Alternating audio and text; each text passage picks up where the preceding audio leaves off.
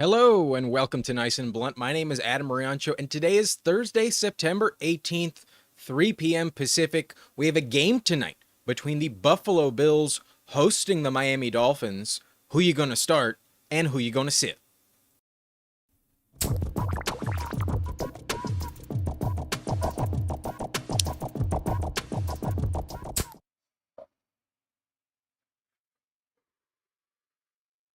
All right. Get our Thursday afternoon rolling in the right direction.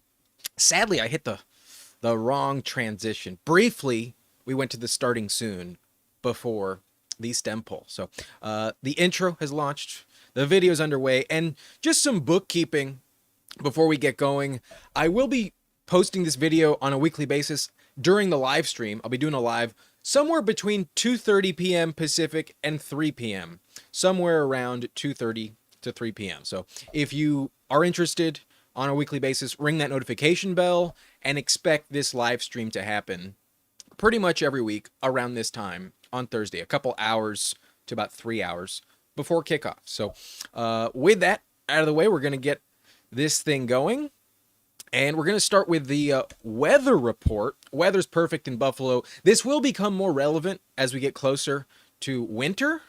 But for now, thankfully, Tua doesn't have to worry about any weather. In Buffalo, there is 10-mile-per-hour wind, but that's really not high enough for me to care about. Until it hits like 15 plus, I don't really care about the wind. So good for Tua. But let's move on to the injury report, where the Dolphins offense...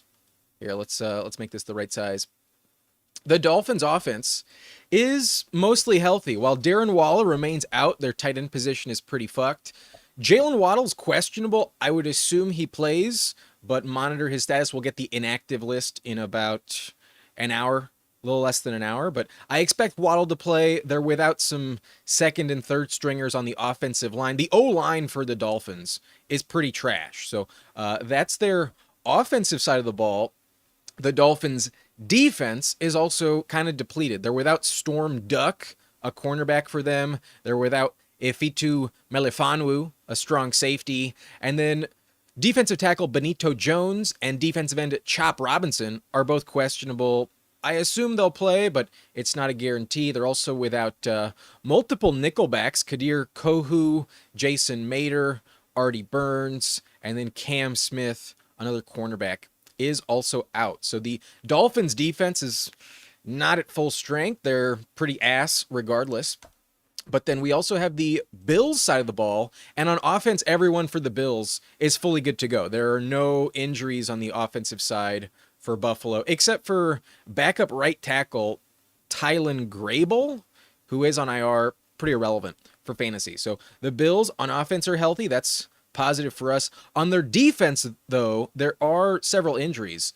We got Ed Oliver, the defensive tackle, out for this game. So is linebacker Matt Milano. And then Taron Johnson, their nickelback, is questionable. They also have Cam Lewis, strong safety / nickel, also questionable. And then they're without some third stringers. Michael Hecht is suspended. Larry Ogunjobi is suspended. Dwayne Carter's on IR. Their rookie corner, Maxwell Hairston, has yet to make his debut. He's on IR. And then Wande Owens, another strong safety, is on IR. So the Bills' defense is kind of banged up, but it didn't really matter last week. They completely torched the Jets, held them in check. So that's it for the injury report. With that out of the way, now let's get into the main start sits, where the Bills running backs, I think, are, it's pretty obvious what you're going to do. James Cook, I think, is a must start. He's the RB1 in fantasy so far. He's my running back number 7. And let me get the spotlight on. Here we go. Let's make this smaller. All right. James Cook, my running back 7. And then Ray Davis is not on the screen here, but I do have him as my RB50 this week. I do think there's some potential garbage time tonight that could make Ray Davis a factor in the second half. I think there's a chance. It's not a guarantee. I wouldn't start Ray Davis, but I did rank him at 50. James Cook is top 10. There's no way you're benching James Cook. And if you're interested in some matchup stats for James Cook, I pulled his last 4 games versus Miami off of Pro Football Reference, and he's averaging 14.6 fantasy points per game. 14.6. That's relatively a top 10 tight running back. He has limited touches in these games, though. Only 14 touches per game for James Cook. That's kind of shocking. 73 yards per game, so he's very efficient on that volume. And then about 2.5 catches per game. And with 4 touchdowns in those 4 games, he's basically a lock to find the end zone. I would expect James Cook to find the end zone. In last year's primetime game on Thursday night, week 2 on Amazon, that was the James Cook special. He had 3 touchdowns basically at halftime, and then right out of halftime, Tua suffered a concussion. That game was over. So those stats kind of were meaningless in the second half. So James Cook, a must start, definitely going to be in your lineup tonight. And then let's move on to the Dolphins side of the ball. We have the Miami running backs, where A-Chain, I think, is a must start. On Tuesday, when I ranked running backs on the channel, I actually had A-Chain at number 14, but I looked into his stats versus Buffalo, and even though I'm worried that this could be a blowout where the Dolphins don't score any points, A-Chain specifically has really good numbers against Buffalo. He's played 4 career games against Buffalo, and in those 4 games, he's averaging 23.1 fantasy points. He's been very efficient, just under 18 touches, just under 5 catches per game. That's pretty typical for him, but 117 yards per game. He has kind of torched the Buffalo Bills. He's also scored 6 total touchdowns in those 4 games as well, and that's what's really adding to these stats. Like, just on yardage, you're getting 15 points from A-Chain, but then you're also getting almost 9 points per game just on touchdowns when he faces Buffalo. So I am bumping him up a few spots. I think he's clearly a lock in your lineup. If you have him, you have to start him, but I am kind of worried about this game for the Dolphins.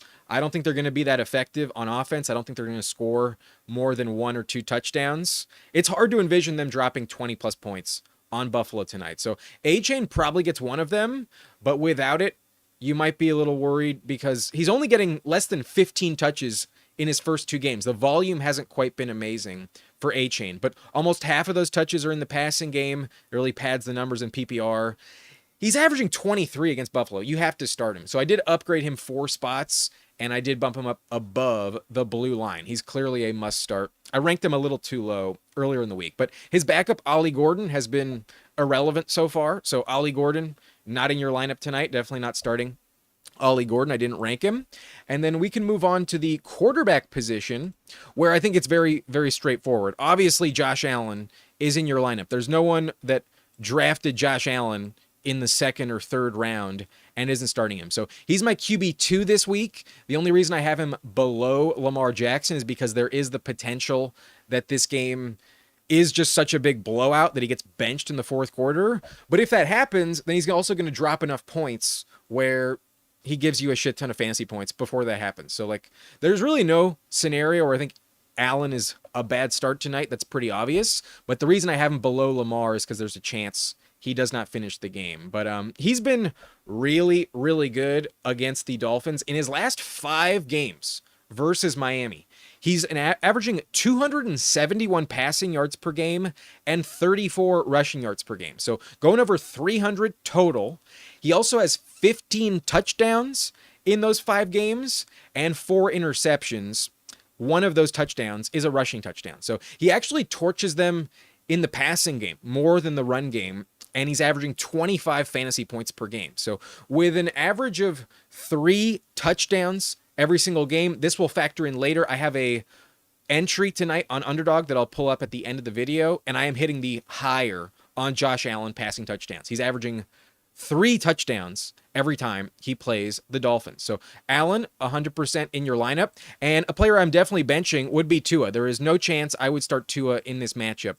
I'm probably never starting Tua this year because I'm worried that in any game he can get the concussion and, get benched. But I think this is not a matchup you want to test. I've looked at the last 5 games for Tua against Buffalo, and he's averaging 213 passing yards per game. That's really low. 213 is pretty bad. Only 8 rushing yards per game. So as always, he gives you nothing on the ground. And then he only has 7 touchdowns in 5 games and 6 total turnovers. He's been bad against Buffalo. Last year in week 2 in primetime, he had 3 interceptions before he suffered the concussion. He was awful in that game, and it's pretty much always like that. The Bills have his number. He can never really beat the Bills, and he sucks in fantasy. Only 12.5 points per game on average against Buffalo in the last 5 for Tua. So if you're getting less than 13 points, there's no fucking chance you should be trusting Tua. I would not start Tua. I would obviously start Josh Allen. So that's it for the quarterback position. Now let's move on to the wide receiver position, where in Miami, I just don't have the faith.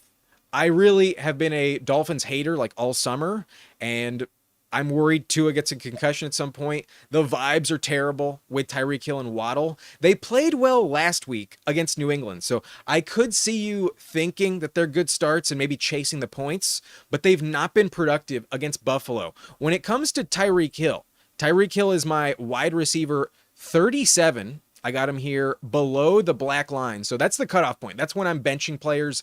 I view Tyreek Hill as a very low-end flex, and I don't think he cracks 10 points. So I would bench him, and the main reason why I'm not convinced he goes over 10 points is because in his last 4 games versus the Bills, he's only averaging 9.8.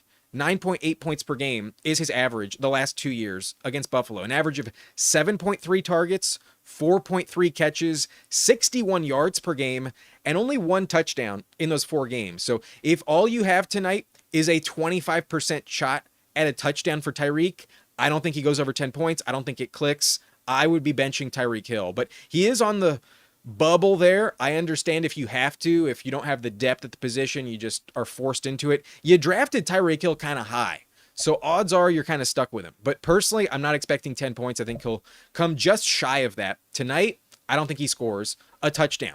And then Waddle, I actually bumped up just for the sake of the video because he would have been cropped out of the rankings, but I have him well outside the top 50. He's my wide receiver 53 tonight. Not a good start at all. And I know he scored a touchdown last week, but I would not trust him.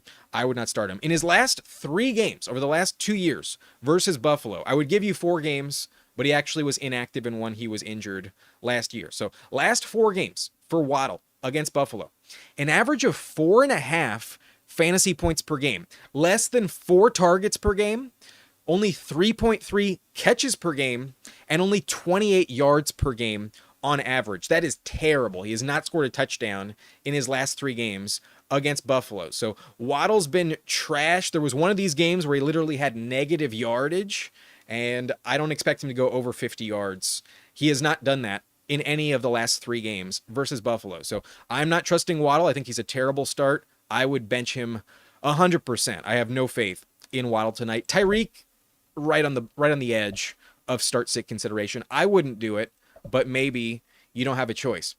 Let's move on to the Bills wide receivers now, where I don't think Keon Coleman or Khalil Shakir are like safe bets.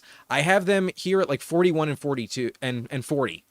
40 and 41 is where I rank Keon and Shakir. And I think that the upside we saw from Coleman in week 1 is a little more exciting, so I do rank him higher. But honestly, the reason why I'm just not trusting them is because of the volatility in this target share. Like last week, Elijah Moore scored a touchdown, and then all of the receivers were pretty trash in fantasy. They got it done with James Cook. Josh Allen did not need to throw the ball. So that's the risk. There's like week winning upside. You could get 25 points from either guy because Josh Allen just sends them a bunch of touchdowns. But in general, he spreads the ball around enough where without the touchdown, you're just not really getting an elite performance. The floor play is Shakir. Shakir has been kind of consistent dating back to last season. Usually gets you about 8-9 points pretty consistently in half PPR. But I think the upside swing is clearly Keon Coleman after week 1. I like him a bit more, and I do rank him at 40. Shakir is at 41. So I would rather start Tyreek Hill, and I'm already telling you not to start Tyreek. So I'm not starting Keon or Shakir tonight, but I get it if you want to start them. There's some really high upside that the Bills drop like 40 plus points tonight. There may be enough touchdowns to go around. So they're very tempting. I just haven't seen enough to fully trust them. And then I'm also not starting any of the 3rd string receivers in this matchup. Maybe you're tempted with Josh Palmer. He's my wide receiver 64 this week, and I kind of feel like I'm ranking him too low. I actually think he's kind of more on the same footing as Shakir and Coleman rather than like 20 spots behind them. So I might be too low on Palmer, but I would like to see him more established in this offense. He had 9 targets week 1, but then in week 2, he didn't really do anything. So I don't fully trust him. I don't really trust the overall target share in Buffalo, so I would be benching him. And until Tyreek Hill gets traded, I am never going to rank Malik Washington. I don't trust multiple pass catchers in the Dolphins offense. So Malik Washington is not ranked, not in my top 60 at the position. So not starting either of them. But with that out of the way, we can move on to the tight end position. The tight end position, I think, is, kind of interesting tonight. Obviously, Darren Waller is out, so you're not starting him. He's not ranked, and his backup is Tanner Connor, who literally before week 1 I had never heard of. So there's no way you're starting a Dolphins tight end. They're irrelevant until Waller gets healthy. However, Dalton Kincaid, I do think has shown enough through the first 2 games where I think he's a low-end start. I have him at number 10, and that's worth a start. I don't have the tiers so far. I will be hammering out my rankings at this position tomorrow. So there's a chance he moves a little bit, but I think he's going to remain in the top 12. I don't think he's that much different than guys like Zach Ertz or Jonnu Smith. A touchdown's a decent bet. However, the volume is similar to someone like Dallas Goedert, where you don't know for sure if he's going to crack like 40 yards. There's a chance he just isn't used very much. It's the Bills. It's all kind of random, but he's been good enough through the first 2 weeks of the season where I think you're going to get that 7-8 point floor that keeps a tight end viable in your lineup. And that's why he is on the lower end of the start spectrum. He's been good enough through the first 2 games where I think I would keep him in the lineup. So tight end number 10 behind guys like Goddard, Ferguson, Juwan Johnson, I would start over him. I would still start Kelsey. I know he dropped that touchdown, but it almost hit. He almost had a really good game for the second week in a row. I would also definitely trust Tyler Warren. Sam Laporta has been really good. Tucker Kraft has definitely earned your trust. And then Bowers and McBride are locks in your lineup. So there's plenty of tight ends you may have gotten off the waiver wire that I would start above Kincaid this week, especially Juwan Johnson. But I do think Kincaid is going to be top 12 and worth a low-end start. More of like a streaming option, but I would start Kincaid tonight. So that's the tight end position. Now with that, we can move on to the defenses tonight, where I would be starting the Bills. I am such a non-believer in Tua tonight. I think the Dolphins are going to potentially get shut out. If you told me the final score was 45-3, I wouldn't be surprised in favor of Buffalo. So I do have the Bills as a start this week, a top 5 option, my number 4 on the week. And I really think Tua's going to get desperate. Tua's going to start throwing picks. I think they have his number. I just have no confidence in the Dolphins. So I think the Bills are worth starting. I think it'll be similar to last week against the Jets, where they just dominate so much in the first half. They get a lot of traction and are really good in fantasy. I think there's going to be some turnovers. So I would start the Bills. However, there's no fucking chance I'm starting the Dolphins. Literally, I have the Dolphins as the last ranked defense. Number 32. Fuck that shit. No fucking chance I am testing Josh Allen. Nobody better start the Dolphins so far. So start the Bills, bench the Dolphins, leave them on the waiver wire. And then I don't go in depth on kickers, but in my opinion, you should be benching both kickers. I have no desire to start either kicker tonight. Neither of them started the season with this team. It's just that the starters got hurt and they plugged in. And I don't see more than 2 touchdowns for Miami, and they're going to be trailing. I think it's more likely they go for 2 than kick a bunch of field goals. So there's no way Riley Patterson has any value. And then even though Matt Prater is probably someone you roster, I don't really see the Dolphins stopping Josh Allen at all. So I don't think they're actually going to kick any field goals. I think they're going to convert in the end zone on every single drive. And I think Prater might have 7 points, but only because it's coming from touchdowns. I really think Prater's only kicking extra points tonight. I don't see more than 1 field goal attempt for Prater. So I would be benching both kickers. I don't see it as a good fantasy spot for them. And that's every position out of the way. So these are my starts tonight. Only 5 of them. I think there's only 5 players who are locked into your lineup, and they're kind of obvious. We have Josh Allen, James Cook, Devon Achane. Those are locks. And then I would be starting the Bills defense, And then I do think Kincaid is a top 10 option. So Kincaid maybe isn't a lock in your lineup, maybe more of a streaming option, but I would start him. I do think Kincaid is worth it tonight. And then beyond that, the only one I'm even like on the cusp of considering would be Tyreek Hill. Tyreek Hill is in that flex territory, but personally, I would bench him. I have maybe some bias regarding this. I've been off of Tyreek all summer. Maybe not all summer. Definitely since August, I've been really afraid of starting Tyreek Hill.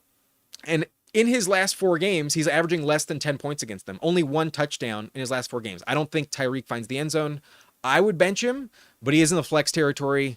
I rank him at 36, so you could consider it.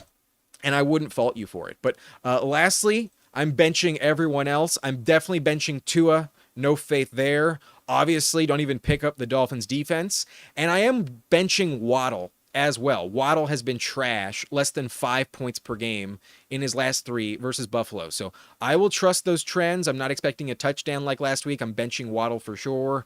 Darren Waller's not even active, so no one's even rostering him. Definitely bench him. And then I just don't trust the targets in the Bills passing game to feel really confident in starting the right Bills receiver. So one of these guys I think is going to have a great game. It's possible there's 2 or 3 of them that find the end zone. I think Josh Allen's going to have a phenomenal game, but I just don't know where it's going. So I would bench Keon Coleman, Khalil Shakir, and Josh Palmer. I would also bench Ray Davis, but I think he's worth rostering as an elite handcuff long term. If James Cook ever goes down, Ray Davis is at worst a top 15 running back in fantasy. So I would roster Ray Davis, but definitely bench him. You're only hoping for like garbage time tonight. And yeah, that's going to be it pretty much for this video. But as always, before we move on, I also give you my final score prediction. And here it is. Let me get rid of my face real quick. I'm predicting the Bills to win tonight 35-10. I think they score 5 touchdowns and then kind of just take their foot off the gas in the fourth quarter. They're going to be crushing the Dolphins so bad that it's basically going to be like a mercy rule type of game. I really have no confidence in the Dolphins. I think A-Chain finds the end zone. I think it's in garbage time, and maybe there's an extra field goal. But honestly, I think if they score another touchdown, they're going to be going for 2. So I think if they do get another touchdown, the next bump up would be 18 points. And that's where I wouldn't really bet the over-under on the point total on this game. We got FanDuel is providing these numbers here. I pulled this screenshot from FanDuel. They have the Bills as 11.5 point favorites. I'm picking them to cover. I think that'll happen. I have them winning by 25 points here. And then the over-under is 50.5, and it's all going to come down to how many touchdowns do the Dolphins score? Because the Bills are going to score at least 5. The Bills could drop 40 plus, and I would think that this line at 50.5 is very risky. Like if they get just another 6 points, like one more touchdown for either team, and that would hit the over. So while I am projecting the under, it's only because I'm just so unexcited by the Dolphins. I think they really shit the bed. And you guys basically agree, like 93% is the poll result in favor of Buffalo. I think everyone is definitely picking Buffalo to win. So that's why on the poll in the chat, I did it against the spread, and I'm going to take a look and end the poll. Let's see what's going on there. Let's take a look. Looks like 81% of y'all think that the Bills are going to cover. 81% is on the side of the Bills, minus 11.5. And I agree with y'all. I think that's the side. Interesting stat is that favorites by 4 or more points, according to Vegas, teams that are favorites by at least 4 points are 12-0 through the first 2 weeks. So that's a trend that wasn't this dominant last season, but I did notice and did pick up on, and that's why I've been trying to lean on favorites in my picks against the spread so far. And last week it did pay off. We did go 5-1, and all of our favorites that were heavily favored did cover. So I think the Bills will cover tonight. I think they win by 3 touchdowns at least. I have them winning by 4 touchdowns here. So I think that's what is to expect. And that's my final score prediction. The Bills win 35-10. Give me the Bills to cover. And then other than that, before I get to your questions in the chat, I would like to remind y'all, I am an Underdog partner this summer. So if you use my code BLUNT, promo code BLUNT on sign up gets you $50 in bonus funds after you play your first 5. So Underdog is cool. On your first deposit, you already get 50% as a bonus. Then once you play $5, if you've used my code, you get an extra 50 in bonus funds. So technically, you could deposit $10. That's their minimum. And not only do you get the 5 bonus, you get 55. So technically, if you drop $10 using code BLUNT, they'll give you 65. No, that math is off. 55 total. But once you play $5, you get 50. So just wanted to let y'all know that. And now I'm going to share with you my entry, my higher or lower lineup for tonight. I am starting with the optimistic ones. We have, well, first I'll tell you how much I put down. All right. $5 with a 75% bonus gives you $220. So this is the prize I'm hoping to get tonight, and this is the entry that I put in on Underdog. We are hitting the higher on James Cook receiving yards.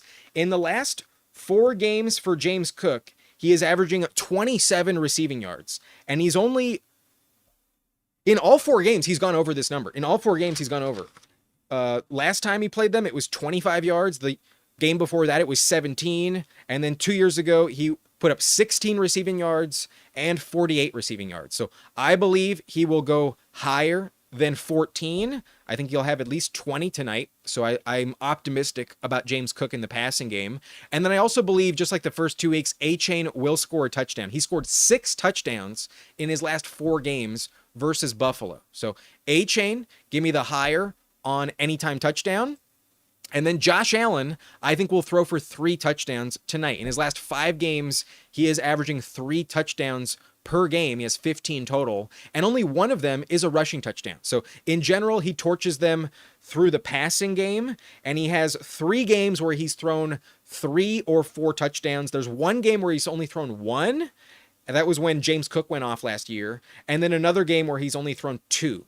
So I have a 60% chance of this hitting based on the last 5 games for Josh Allen. He's thrown 3 or more passing touchdowns in 3 of his last 5 games versus Miami. So this is probably the riskiest one. This one is what is increasing my payout so significantly. The X on this was 1.7. So I got an extra 70% on the payout because of this boosted line on Josh Allen. If you want to play it safe, the projection, the baseline projection on Underdog is just 2 passing touchdowns. It's higher 1.5.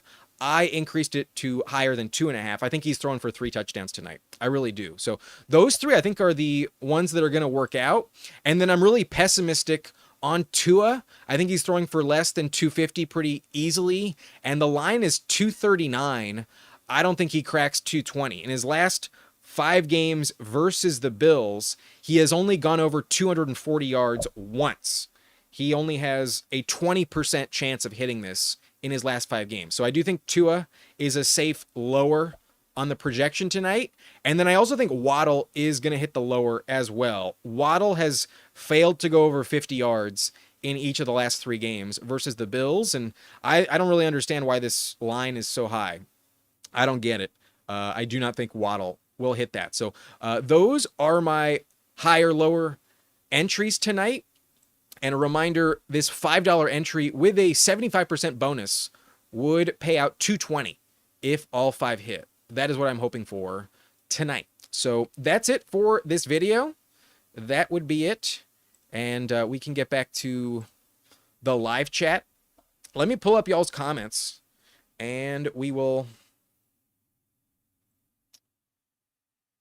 get to the questions. Give me 1 second. I forgot to get the URL that allows me to put the chat comments on the screen.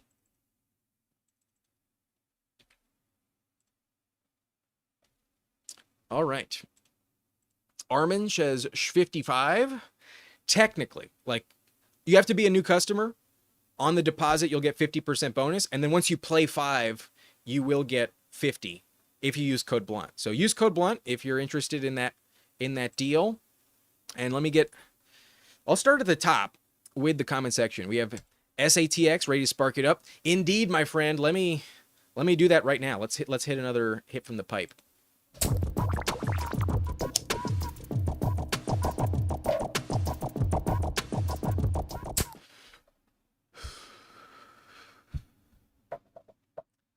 Feels good. But I'll stick with y'all for another half hour. I'll answer y'all's questions, and if you have any start-sit decisions. After that, I got to respond to some comments on the videos before tonight's game. So I'll stick with you guys for another half hour. But let's get it going. IU sold? EU sold? Is asking A-Chain or Jonathan Taylor. I would go JT. You got to be in a very small league for this to be a legit question. But I would go Jonathan Taylor. Taylor looked too good last week, and A-Chain isn't getting the same volume. But A-Chain does dominate. I don't see why you would bench either. So try and get both of them in the lineup. But straight up, I would go Jonathan Taylor over A-Chain this week. And then Armin says rolling with Buffalo defense, cringing a bit, but come on. I think they're going to work out. I think they're going to get some turnovers. I think they will be a good start. But a reminder, if you made it all the way through this broadcast, I know we lost some people in the last 5 minutes, but hit the like button. We have 24 viewers, only 8 likes. Do me a favor, hit that like button for me. Help boost it in the algorithm. But Ravens Flock says Tua, May, or Kyler. Get out of here with this shit on Tua. Don't even question with Tua. I'm going Drake May. Kyler has not been very good so far. Kyler has been kind of disappointing, and May is capable of running for more yards than Kyler and also throwing more touchdowns. May has been much better. I would go Drake May of these three. I wouldn't even roster Tua. Personally, I think he's dead weight on the roster. I would go May over Kyler, and then Tua's not even close, not even in consideration. Ravens Flock also asking, Dolphins offense will surprise today with no Milano and no Ed Oliver. I don't buy it. I don't think so. I'm not a believer. They are desperate as fuck, but they've looked bad. And on short rest, I don't see it, man. I just don't see it. Ravens says, is Dolphins kicker a must start then, in your opinion? No, I would be benching both kickers. Not interested in either kicker. 30 is wild for Tua. Look, man, that's my stance on it. I'm not starting him. I don't want to do it. Armin says starting May, but invested in Nix, Sutton, picked up Franklin to ensure I have the top target earner either way. But is it feasible to start 2 wide receivers from the same team ever? Yeah, I would say it's feasible. The Broncos are not the team I would do that though with. Like, there's only a few teams I would consider doing that. The Rams are a team I would do that. The Bengals, maybe not now that Joe Burrow's gone, but I think I would still start both Jamar Chase and T. Higgins. I would also start both of the Bucs receivers, Evans and Igbuka, I think are good starts. And then there's kind of questionable territory. I don't think there's that many teams that qualify. But the Eagles, if not for the first 2 games, you would say you'd also start those 2 guys. It has to be a very narrow target share for a specific team. And I don't consider the Broncos too narrow. They don't throw the ball enough. They spread it around. And I wouldn't be starting both Broncos receivers. That's for sure. But I would trust that Sutton remains the top target. I don't think I would expect Franklin to overtake him on the season. As long as Sutton is healthy, I still view him as the wide receiver 1 in Denver. Jonathan, completely agree here. Dolphins are definitely about to get smoked. I don't see them dropping more than 17 points tonight. I really don't. I don't think they crack 20. I've never had Dolphin. Can you even get your hands on Dolphin? I'm not so sure, man. Jamie, good to see you, man. Hope your day is going well as well. I agree with Jamie here. Everyone hit that like button. And the likes did go up. Thank y'all for dropping some likes. If you're new, if you have never been with the channel before, hit the subscribe button as well. We go live for Thursday Night Football every week. And then Jonathan, boy, do I agree on this. Wait. Dolphins really messed up drafting Tua over Herbert. I kind of get it, though. Like, there was so much momentum for Tua coming out of college. Like, remember the tank for Tua conversation? It was like, oh, shit, the Bengals are going to get Tua. But then Burrow just looked so good. They just had to take Burrow. It was just unquestioned. There was so much hype for Tua. I, as a Charger fan, was actually kind of optimistic that we could get Tua if they went Herbert instead. Like if we ended up with Tua in that draft at pick 6, I would not have been upset that year when it happened. Now, oh my God, thank God we got Herbert instead. Thank God the Dolphins fucked up. But at the time, there was a lot of hype for Tua. In hindsight, it makes sense why it didn't work out. Like he's much smaller. Like just looking at measurables, Herbert at 6'5", 245 is clearly like the better prospect. That's kind of obvious. So I'm very happy as a Charger fan. We got Herbert instead. But at the time, it kind of made sense. There was so much hype for Tua. That's why he went higher. But Jetta's Glazer says, should I start Chase Brown, Jordan Mason, or Jalen Warren? I would go Chase Brown. I know the Vikings matchup isn't great. Trusting Jake Browning, not ideal. But the volume has just been so high for Chase Brown. I think I would go with Chase Brown. But I would also understand taking Jordan Mason instead. I'd be trying to start both of them. I have them both as top 20 options. But I just can't feel like super confident that I know for a fact what the Vikings offense is going to look like. If you told me Carson Wentz just like is inept, I kind of believe that, like he's going to throw some turnovers. He's not going to look that good. So maybe they lean on Jordan Mason. I think it's a legit question. I know Chase Brown has kind of been bad in fantasy so far, but I would hold strong. I would still start Chase Brown. I rank him at number 13, and his volume has been like super elite. And I expect he's going to catch more passes than Jordan Mason. That's the thing. Mason still doesn't really catch passes. Last year when he was the starter in San Francisco, he only averaged like 0.8 receptions per game. It was less than 1. It was really low. And I don't know if that's going to change just because Aaron Jones is gone. So just because of the PPR value, I would go Chase Brown. But I understand if you'd rather start Mason. And then Warren, I don't trust very much. Warren has scored some touchdowns and looked okay, but the volume isn't high enough for Warren, I think, to be above those two guys. But it's very close. I think I have Warren at 21 and Mason at 20. So it's a very legit question. I'd kind of want to have all three in the lineup, honestly. I think that's kind of where I'd like to be. But if I could only have one, I'd go Chase Brown. I'd like to see the Vikings offense with Wentz before I lock in Mason above Chase Brown. Should we do another smoke break? Maybe we do it after we catch up on the chat questions. I'm well behind. Jamie says, fuck that shit. I'm sure this is in regards to trusting the Dolphins. Armin, Warren is okay, but Pitts and Kraft hurt today. Then Kittle, Bowers beat up, Goddard, and on and on. Yeah, I'll give you my full tight end, quarterback, and defensive rankings tomorrow. I pin them down, but then I really do more research over the next 24 hours. And then I change them a little bit on Friday. I kind of change all the rankings on Friday. So I would start Kincaid, but I think he's on the lower end of the start spectrum. Armin says Prater's taters after he retires, a baked potato chain.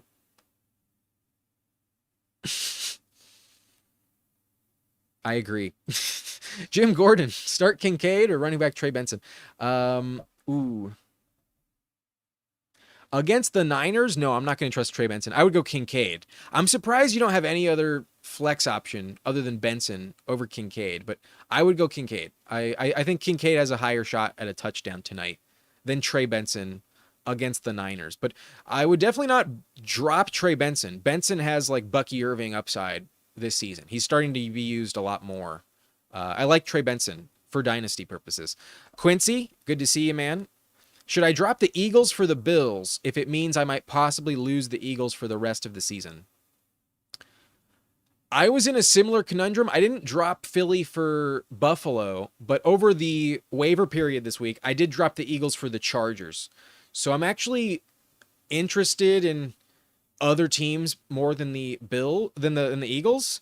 I don't know if the Bills are on the same territory as the Chargers though. That's a toss up where the Bills are still kind of matchup dependent.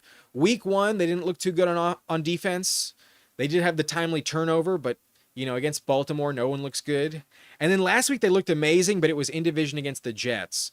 They're kind of banged up overall. I think their defense is more like league average, but their schedule's actually really, really good. Let me Let me pull this up. I'm gonna look into this. I'm gonna get it on my browser, and then we'll go a little more in depth on this because I got some time, and I think this is a very valid question. So, I think no, I don't think I would do it, but this week I would much rather have the Bills. So the Bills' schedule after this game is going to be the Saints, the Patriots, the Falcons, a bye, and then the Panthers, Chiefs, Dolphins again, Bucks, Houston. The Bills have a really good schedule, honestly. The Eagles after this game are going to go against Tampa, Denver, the Giants, Minnesota, the Giants again, and then a bye followed by Green Bay, Detroit, Dallas, Chicago, the Chargers, Vegas. The Eagles' schedule is nowhere near as good as the Bills. So for that purpose, I think it is worth it. I think this week I would drop Philly and I would pick up Buffalo and start the Bills. And if you get stuck with them, I don't think it's the end of the world. I don't think the Eagles have an elite schedule to where they're locked into your lineup every week over the Bills. The Bills have a really good schedule. I would rather have the Bills. Give me the Bills this week and drop the Eagles. If you want to pivot back to the Eagles after this, because they got the Giants matchups coming up, that's fine. But this week I would go Buffalo. I think it's worth the risk. Are we toking before the game? Of course. Of course we are. Jamie's prediction is 33-17. So a little bit closer, but in a similar range. Armin thinks Tua retires at halftime. I wouldn't put it past him. I don't think he's going to make it to next year. I think it's very likely in the next 20 starts, 20 possible games, that Tua is not staying as an NFL player. I think he could retire in a calendar year. But I hope it doesn't happen tonight. It's a real bummer. Like last year, it was so sad to watch it happen. It was really unfortunate. The over-under on a Tua injury, it's got to be like over 30%, right? I don't know if it's over 50%, but I think it's at least 20%. I'd probably put the line at like 30.5%, 29.5%, something like that. Armin, yes, this is definitely. I mean, so far, they put on a masterclass in shit in the bed. So far, they are the like adult Pampers spokesperson. So far, they're making their campaign. They're putting together their audition reel to be the next spokesperson for Depends. If they can get Depends, they'll be happy. If they have to settle for Pampers, they'll take it. They're getting desperate. You know, they need some money for Cancun in the wintertime. They shit the bed pretty consistently. 8 Crazy Nights is in here. Yo, what up? Devontae Smith or Keon Coleman? Damn, that's a good question. I think I'd go Devontae Smith. I think the Eagles are going to have to score against the Rams. And maybe Saquon does everything. The Rams defense has looked really good. But I think the Rams are going to focus a bit more on A.J. Brown. And I think I'd go Devontae Smith. The thing about Philly is I know where the ball's going to go. In Buffalo, I'm never so sure. So I would go Devontae Smith over Keon Coleman. It's kind of close. Wouldn't shock me if Keon had a much better game than Devontae Smith because the Eagles' passing game is really up in the air right now. I have no confidence in it. But because I would expect more reliable targets, I will go Devontae Smith. And I think that game is going to require them to score points. So I think the touchdown odds are decent for Devontae. I would go Devontae. I rank Devontae higher. I'd go Devontae Smith over Keon Coleman. But then Fantasy Wote says flex A.J. Brown, Ladd, or Tet. I'm going to go Tet McMillan. I'll avoid the Patrick Surtain and Jahdae Barron coverage. I think the Broncos secondary is worth avoiding. And then A.J. Brown has just been so bad so far. A.J. Brown has really, really been shit. So I don't trust him. Meanwhile, Tet McMillan, I think the volume is locked in. From a floor standpoint, I think Tet is the safest play this week. So maybe you get a touchdown with the other two guys and it's worth it. But I think if there's one guy who's more likely to give you like 75 plus yards, it would be Tet McMillan. I don't think the Falcons secondary is that good as they looked last week. Like, I know they shut down Jefferson, but I think that was just McCarthy that looked so bad. Interestingly, though, the Panthers offensive line is actually really banged up. That could be a problem for them. But I would go Tet McMillan. I think Bryce Young can still get the ball out fast enough to get Tet the ball. And I'd rather just avoid Pat Surtain, and I don't trust A.J. Brown right now. So, interestingly, I'll trust the rookie, even though entering the year, Ladd and A.J. Brown were both second-round picks. I'm surprised I have this take this week. But give me Tet McMillan in week 3. 8 Crazy Nights says Tua or Flacco. You know, this is a legit question. Which player is more likely to not finish the game this week? Tua or Joe Flacco? I think Flacco is definitely getting benched at halftime for Dylan Gabriel. Maybe even in the first quarter. Flacco is not going to finish the game. So I actually rank Flacco behind Tua. So I would go Tua straight up over Flacco. But don't start either of them. Anthony DeKeko says Kincaid. Yeah, I ranked him top 10 this week. I think he's a low-end start. Ryan Santoro says start 1, Tyreek, Olave, or DJ Moore. I'm not going to start Tyreek Hill.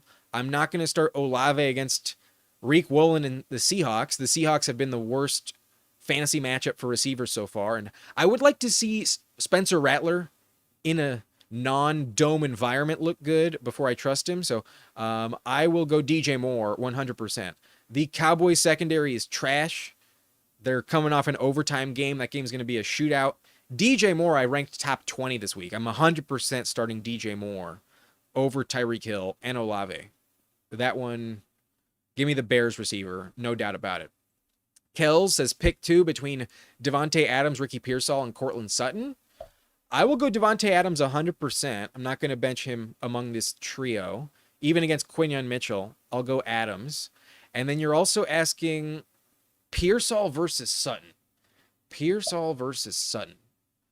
Last week sucked for Cortland Sutton. Damn, he was bad last week. And they also were without their top corner. Charvarius Ward wasn't even healthy. That was weird for Sutton.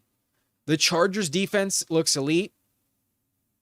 There will be a bounce back incoming for Sutton, but I looked this up. We pulled up the stats. He's only averaging about 50 yards per game last year against Jesse Minter's defense, and the touchdown was 50-50. I would go Ricky Pearsall. There's multiple injuries in the Cardinals secondary this week. I don't think Will Johnson or Max Melton are going to play. So if Pearsall is going up against backups, coming off Juwan Jennings' big game, I think it'll pivot in his favor. I'm going to go Ricky Pearsall. I think Pearsall is a very safe bet for volume.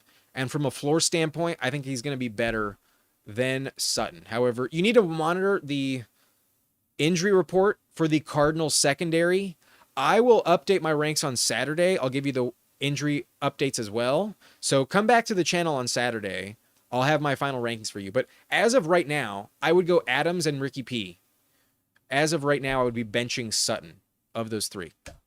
Jonathan says Wentz is an upgrade for that offense. I think so. Hashtag McBum. Jonathan has been texting me in the group chat. Jonathan's in the subscriber league. Jonathan hates JJ McCarthy. He shits on him every Sunday. Fucking hates JJ McCarthy. Cable Cowboy says Penix or T-Law as QB2 for rest of the season. I'd go Michael Penix. Give me Michael Penix Jr. over T-Law. Joshua Carrero says, if Daniel Jones scored 29 fantasy points against the Dolphins week 1, do you think Josh Allen can score 39 fantasy points against the Dolphins tonight? Yeah, Josh Allen's going to crush tonight. Josh Allen will drop at least 30 points tonight. I don't know about 39. It's definitely possible, but Josh Allen is locked into your lineup. Josh Allen's going to be, like, even Drake May torched them last week. Drake May had 27 points in the Blunt League scoring settings. Drake May was amazing, and the Dolphins defense is shit. Allen's going to crush. I almost put him at number 1, but I'm kind of concerned that he doesn't finish the game. That's the only reason I put Lamar above him. Quincy Jones says, should I drop Eagles for the Texans, Lions, or Patriots. Maybe the Texans. I wouldn't pick up the Lions. I don't trust their defense. The Patriots have an amazing schedule, but this week against Pittsburgh, I would like to see it. They haven't looked very good, and without the return touchdown last week, they would not have been a good start, even against Miami. So I think the Patriots are going to be a lot more matchup dependent. I would not drop the Eagles for the Patriots. I think the Eagles are better.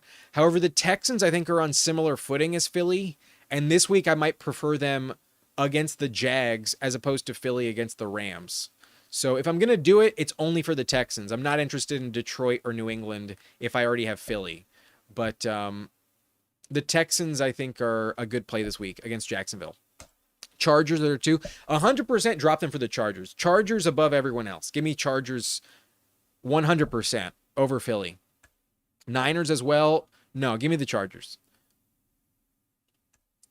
Quincy says, you think Hill is going to get traded to the Chiefs, and by what week? I don't know if it's Kansas City. I don't know if he goes to the Chiefs. Like, if we hit week 7 and Rashee Rice gets hurt, then yes, the Chiefs will trade for Tyreek Hill. But I think he's going to get traded closer to the deadline. I think week 7, week 8, or week 9, that's the last week it could happen, is where it'll happen. I don't think it'll happen before week 6.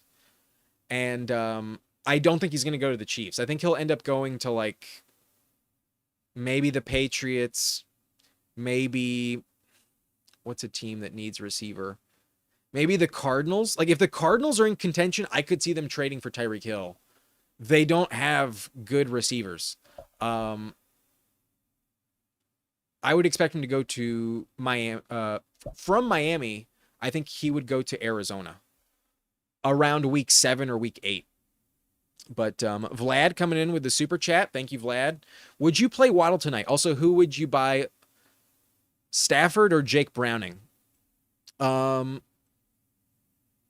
I'm not starting Waddle. I mentioned it earlier in the video. If you want to rewind, I hit the lower on the underdog projection for yards on Waddle tonight. I don't think he goes over 50.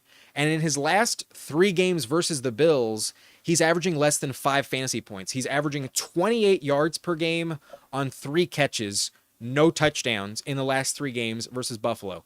I am benching Waddle, not in my top 50 this week. Bench Waddle, 100%. The second part of your question, would I play Stafford or Browning this week?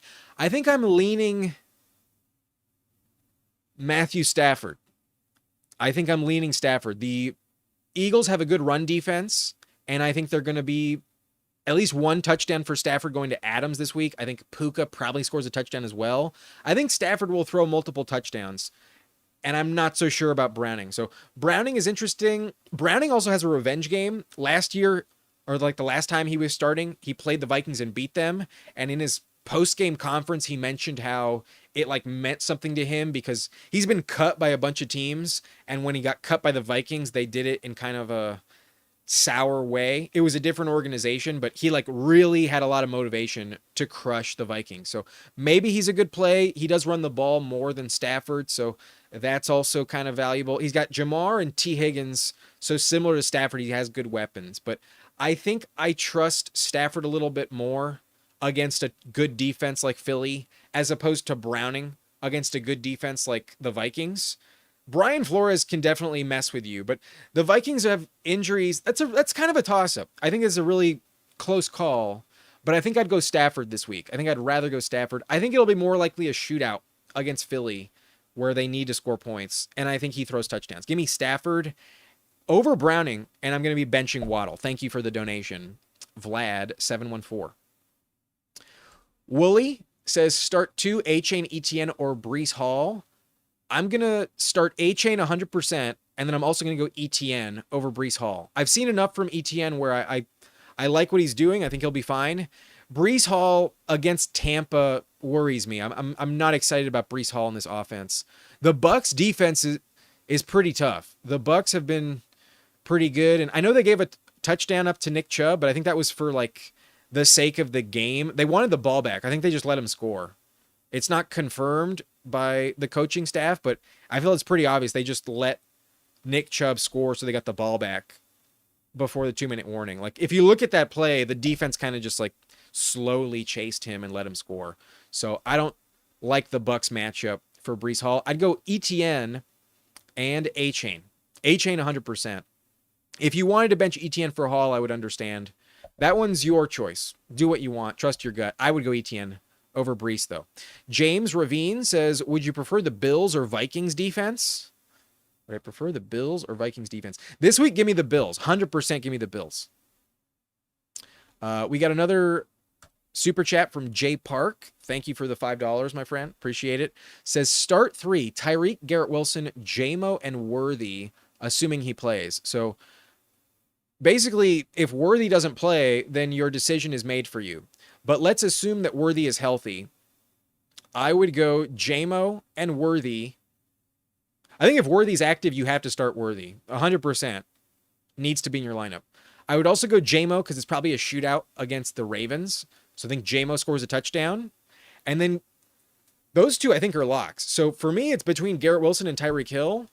And I think there's going to be enough garbage time for the Jets offense where even if he doesn't score a touchdown, Tyrod Taylor's just going to hammer targets in his direction. I'm going Garrett Wilson over Tyreek Hill. The player I'm benching is Tyreek Hill. Bench Tyreek tonight. I think Worthy is going to play. Thanks for the donation. Quincy says Evans or Tet in full PPR.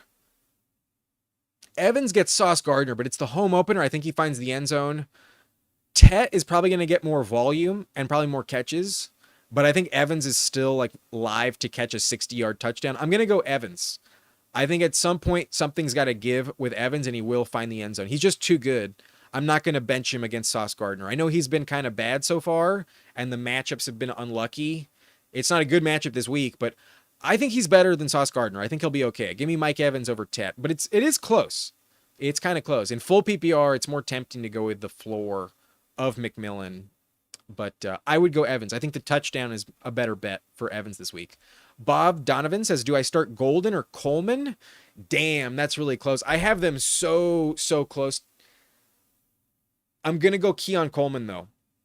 We haven't seen anything from Golden yet. I think Golden, even though he has great upside, needs one of those deep passes to hit, and without it, you can get a bagel. With Keon, I think I'm actually getting like 6 points guaranteed. I think the floor is higher with Keon. And he also showed in week 1 his ceiling is pretty high. I would go Keon Coleman. I have them very close. I think I have Golden at 42 and then Keon at 40. Or maybe it's 38 and 40. No, I have Golden at 42. I have Keon Coleman ranked above Golden. Give me Keon Coleman tonight over Matthew Golden. Shaw has arrived. Is saying Pacheco or Waddle. Chiefs are playing horrendous Chiefs run defense, but Waddle hurt plus Bills. Yeah, Waddle has sucked in this matchup. I also have no faith in him tonight. I'm benching Waddle, and the only reason why I'm going to go Pacheco here is because the Giants have been the worst run defense so far. In fantasy, if you start running backs against the Giants, they have crushed. The Giants have given up a shit ton of fantasy points to the position. So, I don't want to start either. Honestly, I think you can find somebody better than both.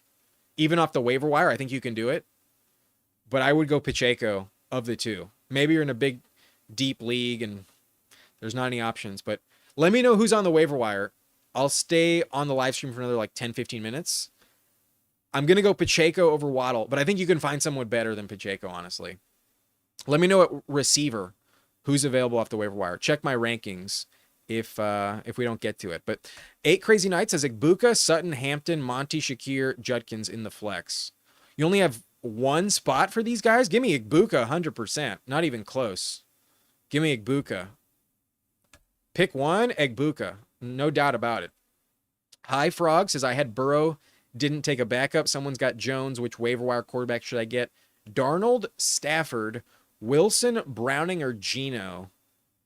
I think at the moment, I would take Stafford. I think Geno has very high upside long-term. Geno runs the ball more than Stafford does. And I think last week was mainly a product of the Chargers defense. I think Geno's going to be in a lot of shootouts. I actually like Geno long-term. But this week specifically, I would take Stafford. Maybe Mac Jones. No. This week, I would still go Stafford. Quincy says, why are you so high on the Chargers defense? What's your top 5 defense rest of the season? Top 5 rest of the season, I would say the Chargers is in there. I would definitely take the Packers as the number 1. Broncos probably number 2, but the Broncos defense schedule is actually bad. But the Broncos are in there. I would put the Rams in there. I would also put the Chargers in there. And then for the 5th slot, I think the Seahawks are tempting. The Bucks are tempting. I could see the Niners being pretty good. I'd probably go Seahawks because I think based on their schedule, they actually have a pretty good viability. Like this week, they get the Saints.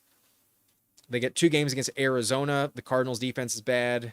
They get Jacksonville, Houston, Tennessee, the Colts, the Rams, and then in week 17, they also get Carolina. I think the Seahawks are like, that 5th one is really tough, but my top 4 are definitely the Packers, the Broncos, the Chargers, and the Rams. I think those are my top 4. And then honestly, you could kind of even throw in the Patriots in the top 5 just because of their schedule. The Patriots on talent alone is not a top 5 defense. But let me read you the schedule from week 6 through week 13 for the Patriots. After the Bills game in week 5, they get the Saints, they get the Titans, Mike Vrabel revenge game. They get the Browns, they get the Falcons at home, they get Tampa on the road. So those 2 games maybe not great. But then they get the Jets, they get the Bengals with Browning, and then they get the Giants before a bye in week 14. And then in the fantasy playoffs, they get Buffalo, Baltimore, and then they close at the Jets. So just on schedule, I think the Patriots could be a top 5 defense. In week 4, they also get Carolina. This week they're at Pittsburgh, then the Panthers, then Bills, and then the schedule I mentioned to you. I think the Patriots are going to finish top 10, but number 5 is up for grabs. No worries, Quincy. Honestly, if you have defense in your league, it's a really underrated aspect of winning the whole thing. Having an advantage at defense and playing the right one every week is actually like a huge part about winning. The variance is like 25 points if you pick correctly versus wrong. Like in the subscriber league, we have big penalties for picking wrong. There's like -4.5, -7.5. We've already gotten like 2 negatives at the defense in the subscriber league already. So that compared to like a 20-point game from, the Seahawks last year who picked up that Caleb Johnson botched kick return, like that's massive. That's a huge deal. Defense is actually very underrated. Jalen Capuano says, should I start Keon Coleman or Troy Franklin at the flex? I'm going to go Keon Coleman. I haven't seen enough from Franklin to trust him. Give me Keon Coleman. Hi Frog said I had the same question as Vlad. Armin says Woody Marks or Monungai. I'll go Woody Marks there. He's at least getting on the field. Neither of them have value right now, but rest of season I'd go Woody Marks.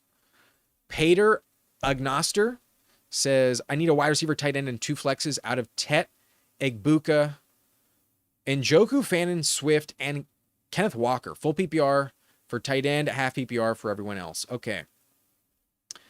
So at tight end, I'll go Fannin. I'll go Fannin over Njoku. At wide receiver, we're going to go Egbuka. And then with 2 flex spots, I'm going to go Walker and Swift. I'm going to be benching Tet and Njoku. Yeah, give me Egbuka at receiver for sure. I trust the touchdowns. Fannin getting more targets than Njoku at tight end. That's the play. And then Swift, I think, is going to have a great game against the bad Cowboys defense. And then Walker, I think, has played well enough where I would start him. But Walker's not catching a lot of passes. The full Oh, no. For running back, wide receiver, it's half PPR. Yeah, give me Kenneth Walker over Tet. If it was full PPR, I'd go Tet. But it's not. So bench Tet, bench Njoku, go with the other 4. You're welcome. Hi, Frog. Shah has arrived. Says it's Shah. Thanks. I'll remember that. Thanks, man. This stream is awesome. Waiver included Scattaboo Judkins, Hollywood. I'm in a very deep league. 100% pick up Scadaboo. I think he's a good pickup. And sadly, this week, Judkins doesn't have value. I would pick up both Scadaboo and Judkins. Rest of season, I would much rather have either of them. I'd rather have both of them than Pacheco. But this week, the best matchup is for Pacheco. I think I'm going to be changing my rankings. Give me Scadaboo straight up over Pacheco. This week, I think I'd rather start Scadaboo over Pacheco. The Chiefs' backfield is just so inept. Mahomes is the leading rusher. Mahomes going to vulture too many points. But you should be rostering Scadaboo. You should be rostering Judkins. Hollywood is going to lose a lot of value fast, so I wouldn't care too much about Hollywood. But I'd rather go Scadaboo this week over Pacheco, and then I'd also want Judkins on the bench. We Buy Homes near you says, should I start Falcons, Seahawks, or Bills? Give me the Bills. Love the Bills tonight. But I got the Falcons very close behind, actually. Oh, wait, no, you also have the Seahawks available. No, you're starting the Seahawks this week. I have the Seahawks ranked highest. But all three are in my top 5. All 3 of them are great plays. So do whichever one you prefer, but I would go Seahawks, then Bills, then Falcons. 8 Crazy Nights says Russell Wilson or Stroud.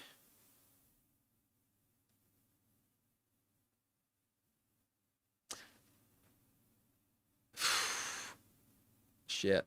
I'll go Russell Wilson just because he runs the ball. I'm going to take Russell Wilson there. Jackson Dart worth a stash? Not yet. But once he's the start, I mean, that could happen pretty fast, actually. If you're in a super deep, like 2 quarterback league, then yes. But I think at the moment, you don't have to stash him. I think it might be a few more weeks before Dart gets any value. But once he's active, he has a lot of rushing value. I think Dart actually has very high upside once he's active. So maybe you're in such a competitive format where there's no quarterbacks available, and yeah, it might be worth it, but I probably wouldn't do it. I think it might be too early for the Jackson Dart pickup. Next week, though, if they lose to the Chiefs, Russ is probably still the starter. Who do they play after that? Let me look at the Giants' schedule real fast. Okay, so this week, the Giants play the Chiefs. Then they play the Chargers. And then in week 5, they're at the Saints. So I would expect Russell Wilson to finish this game on Sunday. And then if they lose, once they're trailing at halftime to the Chargers, Dart will play in the second half. I think in week 4, Dart is going to get some snaps. And then in week 5 at the Saints, they're going to declare Jackson Dart the starter. I think Dart will be the starter in week 5. So actually, it's week 3 right now. Maybe Dart is worth a stash already, but only in a really deep format. If it's like a 1 QB, 10-team league, I don't think I'd pick him up yet. I'd wait for him to actually get some reps. But VB says, got offered Olave for Godwin. Should I take it?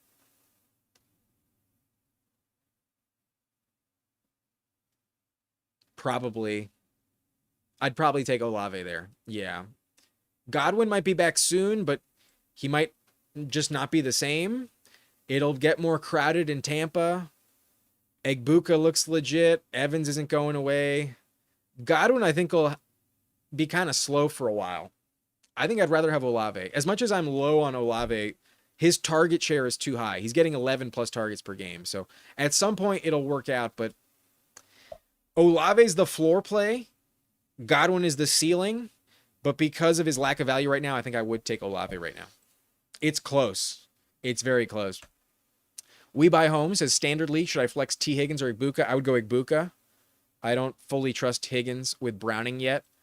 Michael Kenji, nice to see you again in here.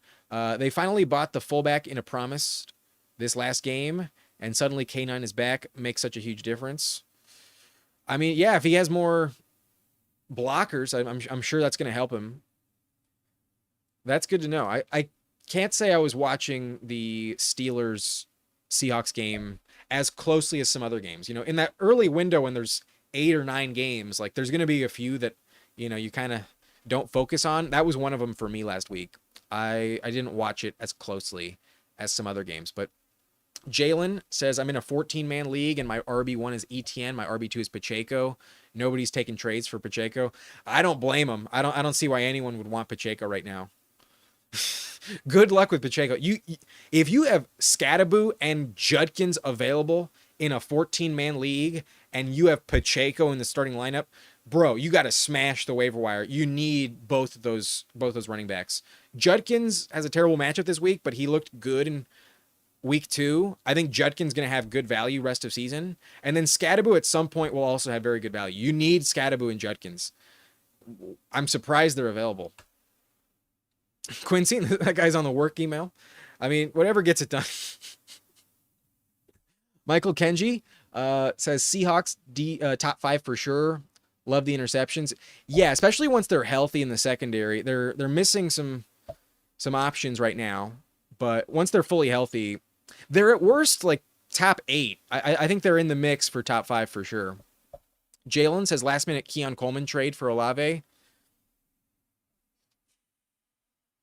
That's close. I might take Keon there. I'm a big Olave hater, but all the stats would say that Olave is going to bounce back soon. I just don't believe in Rattler very much. Like, I just don't see the touchdowns hitting for Olave. It's been a big problem for him throughout his career. He never has the touchdowns. And then right now, Olave's averaging like 6 yards per reception. It's crazy. Olave's really, really bad in terms of efficiency. Let me pull him up. Okay, so far, Olave has 13 catches for 108 yards and no touchdown through 2 games. Olave's been really bad, about 8-9 points per game in each of them. And even though the targets are so high, he's had exactly 54 yards in both games, less than 10 yards per catch, currently averaging 8.3 yards per catch. Oh, God. I'm never going to rank Olave top 30. I'm just never going to do it. So, like, sometime, maybe once or twice this year, he'll find the end zone, but I'm not going to be able to, like, predict when it happens pretty accurately. I think I'd rather go Keon. It sounds strange because there's so much volume for Olave. But Keon had 11 targets week 1. Last week, he only had 3 targets.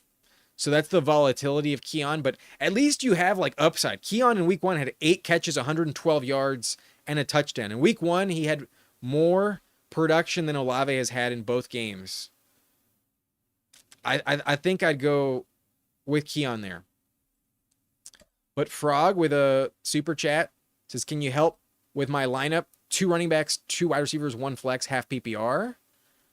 I can help. Just let me know what it is. Send me another message with the info. But I've caught up on the chat, so I'm going to take another rip from the pipe, and then I'm only going to stick around until 4:20. I'm going to leave at 4:20. We started this live stream at 3. I'll be bouncing at 4:20. Time to take a little rip from the pipe, though.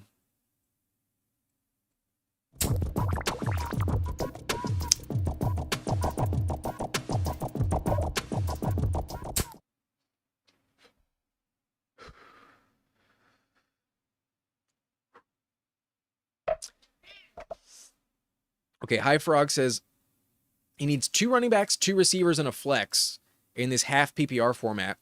And he's got Chuba, JCM, and Dobbins with Rashad White. So with 2 running backs out of these 4, I'm going to take Chuba. The volume's been really good, and he's been scoring touchdowns. I'm going to take Chuba Hubbard. I'm going to bet on it to continue. And then I'm also going to start JCM over Dobbins this week. Dobbins gets a revenge game, so there's a shot that he scores a touchdown. That's not a bad bet to make. But the Chargers defense has looked phenomenal, and I really don't want to start anyone against them. They've been the toughest run defense overall. So a revenge game touchdown isn't enticing enough for me to trust Dobbins this week. I'd rather bench Dobbins if I could. With Eckler going down, I know there's a lot of volume for JCM. I don't think the Raiders defense is that good. They're also on short rest. The Commanders have extra rest. I would trust JCM this week in the lineup. So your 2 running backs are Chuba and JCM. We'll hold off for the flex for now. But then at receiver, you need two of them between Chase, obviously starting him for sure. You have Igbuka, Butte, Troy Franklin, Cortland Sutton, and Matthew Golden. I would start Igbuka. I trust the touchdowns to continue.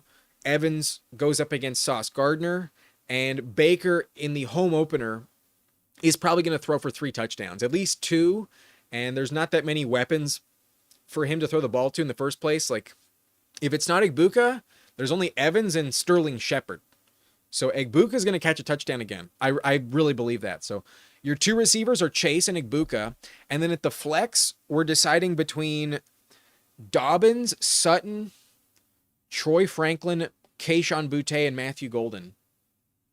I would say the highest upside is Golden, but he has the lowest floor. So not going to start Golden. And then Sutton versus Dobbins, I think is the call here. I'm going to pass on Boutte. The Patriots target share is a little too random. And then I know Troy Franklin played really good, but that's the only game in his career where he's played good. That's the only game in his, 19 career games so far where he's had any value. I'm not going to start Troy Franklin. I'm going to go back to the well on Sutton. I mentioned it with Dobbins. The matchup is just so bad. I'm going to fade Dobbins. I'm going to go Sutton. I'm going to expect a bounce back for Sutton. He was so bad last week. I think they get him the ball. They lost, so they got to change some shit. You know, if you don't use your top receiver and you lose, in the next game you're going to use your top receiver. So I'm going to go Sutton over Dobbins. So that means the 5 you're starting are Chuba, JCM, Jamar Chase, Igbuka, and Cortland Sutton. Those are my 5. Good luck with you, Frog. Good luck. Thanks for the $2. 8 Crazy Nights says Jennings or Jonnu Smith, half point PPR. Oh, no. Tight end premium. Tight end premium. Jennings or Jonnu Smith and a half point tight end premium. It's a revenge game for Jonnu. The problem with Jonnu is that if he's not scoring a touchdown, they're using him so close to the line of scrimmage that he gives you like no yardage. So I don't see much upside for Jonnu, even with the touchdown. I don't think he really goes over like 10 points. Tight end premium, I think for him is not as relevant as it would be for like Juwan Johnson, who gets a lot of catches. I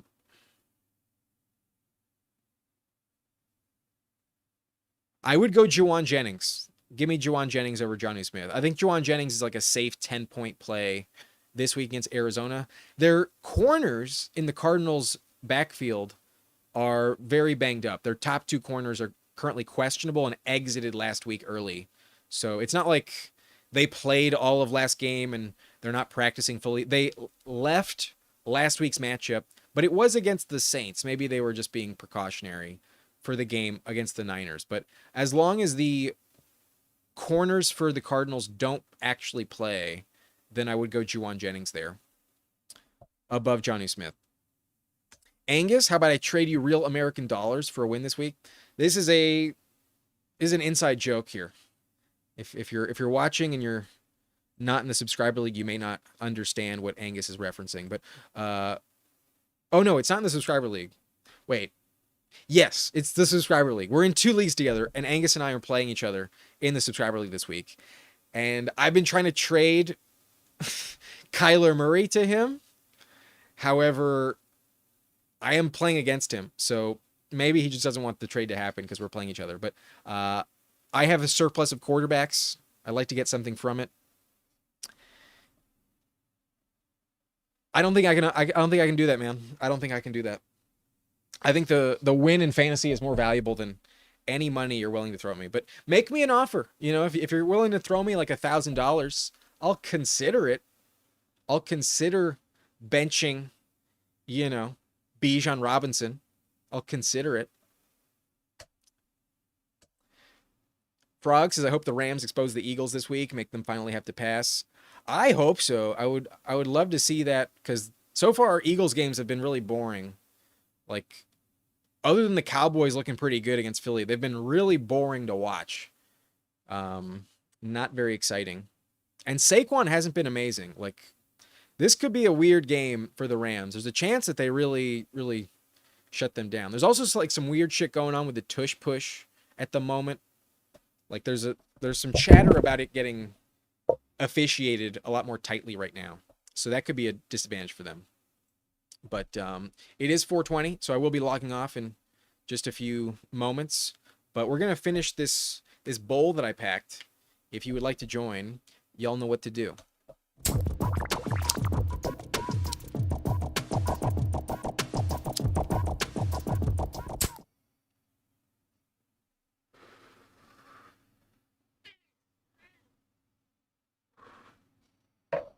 All right. Smoke it if you got it. 4:20. No other better time than to do that. That's going to be it for me. I've caught up with the chat. We've answered your questions. If you're chiming in late and you want to know how I feel, you can always rewind the video. The main broadcast is at the top of the video, and I will drop the timestamps.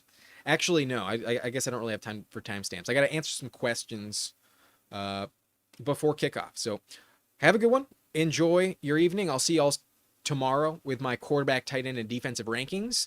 And if you made it this far, if you haven't done so already, hit the subscribe button. Drop a like on your way out as well. And I appreciate y'all for watching. Later. Peace out.